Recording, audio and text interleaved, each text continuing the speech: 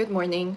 We are Team 3, Redefining and Innovating Mobility. So we wanted to attract a vast growing market, which is the rapidly growing elderly market. More than anything, we wanted to find a market that aligns with its mission, moving possibilities forward, while expanding our addressable market by 60 times. If the current market focus is for 1 million population in the United States, there is 60 million population currently for the age of 65 plus years, which is approximately 18% of the population, giving a great potential market. At Glidance, we're expanding our mission to serve one of the fastest growing and highest need populations, older adults. Our AI-powered navigation system is now customizable for elder care, combining mobility assistance, companionship, and remote monitoring in one modular solution. We're focusing on 4 core areas. First, mobility assistance, designed to reduce fall risk and promote independent living. Second, an intuitive interface, making it easier for both seniors and caregivers to use without technical complexity. And third, customizable assistance, offering fall detection, health monitoring, and personalized physical support. And fourth, enhanced security, with voice-enabled GPS and SOS features that ensure help is just one word away. As part of our broader vision to support aging in place with dignity, we are developing a smart attachment device for traditional walkers. This lightweight GPS-enabled module transforms basic mobility aids into connected safety tools. Features like emergency contact alerts and two-way voice calling, GPS tracking and geofencing for caregivers, motion and usage tracking to flag anomalies.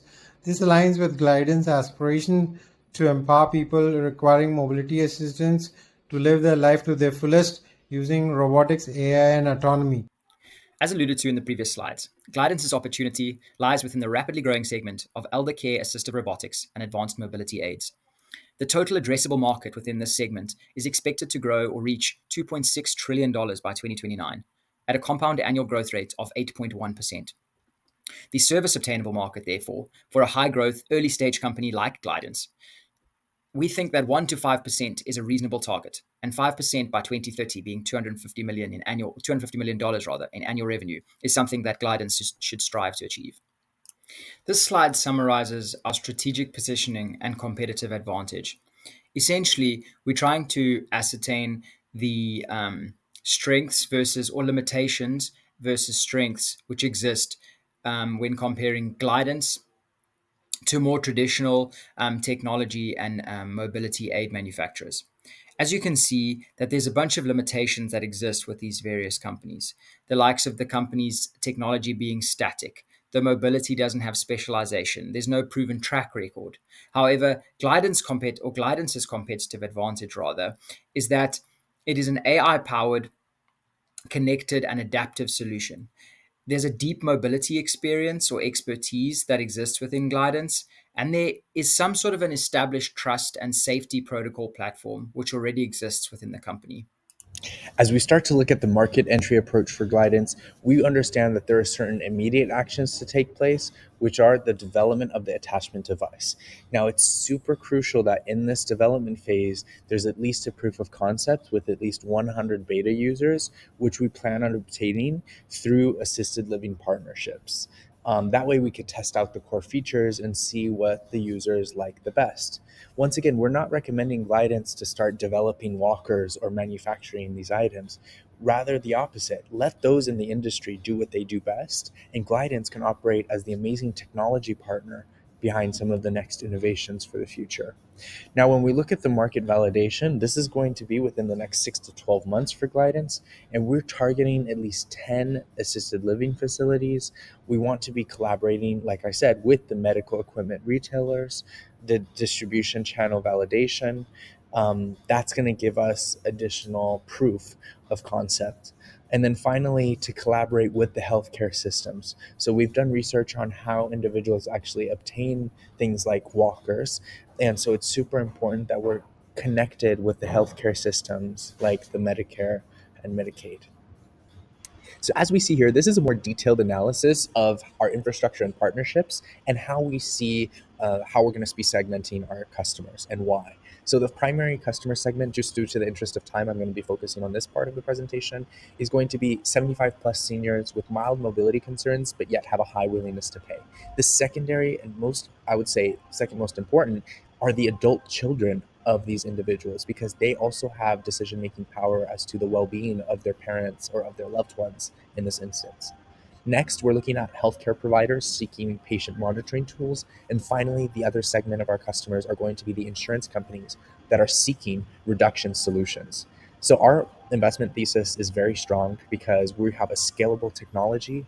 And additionally, this is something that's going to offer recurring revenue through our SaaS components and give and empower all of these seniors to access mobility independently as they should.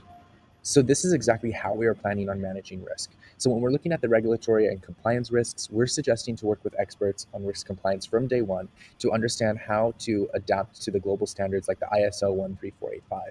And we're giving this timeline roughly 18 months as a pathway to work with legal counsel. Next, we've split our risks into technology and operational, market adoption, and then competitive risks. So just a general high-level overview, we understand that we want to be able to test and run our pilots of this attachment device on walkers in a high-risk scenario, like for example, a cluttered space. So that way we can build fail-safes and remote monitoring solutions. Looking at the market adoption risks, we want to be sure that we're co-designing this with the caregivers, with those loved ones who are already taking care of their parents. And we also want to make sure that there's front and center of this solution, which is why our solution is going to be user-centric. And then finally, when looking at the competitive risks, we want to be able to have a leverage with incumbents who are entering the market. This is how we're going to protect ourselves through having patents, for example. Part of Glidance's growth vision aims to achieve over 100 million in valuation. With a strategic blend of a hybrid revenue model and market diversification, we are confident that Glidance can achieve this by 2029. Sustainability initiatives like emphasizing on modular repairs and eco-friendly materials align with the market demands and enhance the brand reputation. This comprehensive approach positions Glidance for remarkable growth and lasting success. In conclusion, investing with Glidance now offers innovative foresight and strategic advantage as we enter the elder care market. Key points to consider: an early investment provides a competitive edge. Our AI platform effectively serves the vulnerable population, and the market right now is still untapped, 60 times our current reach.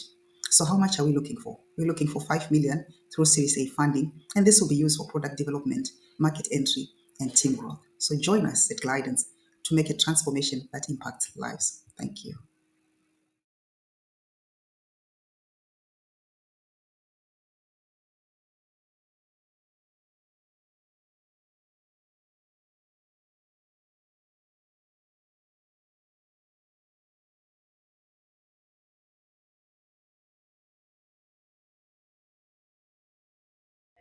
Alrighty, hi Grandma. I'm here doing some research actually, and as we spoke about Glidance and their amazing products, I'm just a little bit curious, and I want to hear your opinion on a few things. So the first question that I have for you is, what is your opinion about mobility and being mobile, and how important is this to you?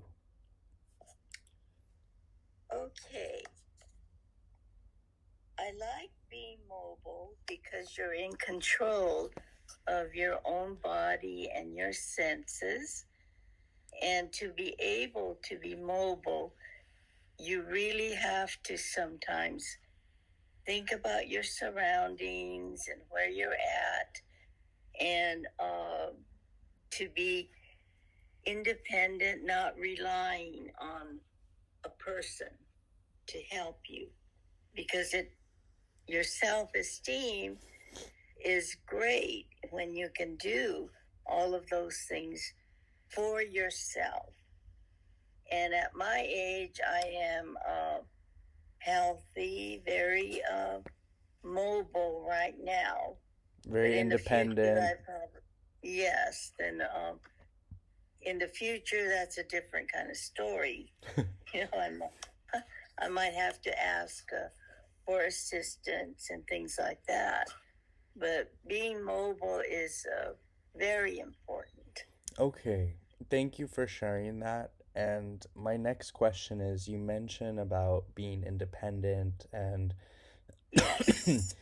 kind of like not having to rely on anyone. So I had a question, like if you were to find, based on the devices that I have shown you, like if you were to find one of these devices in an event space or perhaps in a new unfamiliar or even familiar place that you know, but you need some help in terms of like getting around, would you rather use the device or would you rather ask somebody to personally guide you to wherever it is that you're looking for? I would probably use the device first instead of asking for assistance. May I ask why? Well, because like I said before, you want to be like on your own and not rely on people to help you, because I think it makes you feel better that you can use a device instead of personally asking I a see. person to help you. Okay. Thank you so much, Grandma, for your time. I love you so Okay. much. Okay. Well, are you going to test it?